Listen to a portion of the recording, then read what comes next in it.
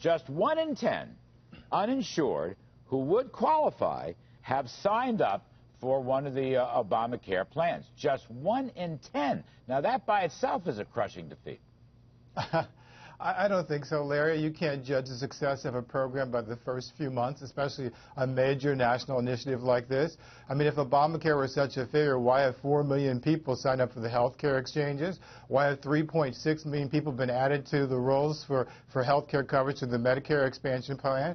Why did the state of New Hampshire, just yesterday, the state Senate, Republican-controlled state Senate, vote to expand the Medicaid coverage in that state? There clearly is there are some problems with people who aren't fully satisfied with Obamacare, but the newest polls that come out show only 28% of Americans want to repeal it. So if Republicans want to go down that line, which it seems that they do, they're going to box themselves in. By the way, that's why I use the term moratorium, because I think there are elements of Obamacare that would be in a Republican plan, all right? I'll grant you that.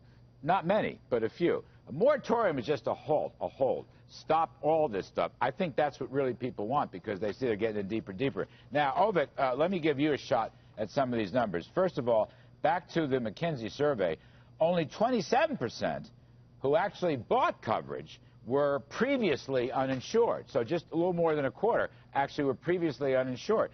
Again, this runs completely counter to Obamacare and what they're hoping to get. Yeah, so Keith threw out the number of the 4 million who've signed up on the exchanges.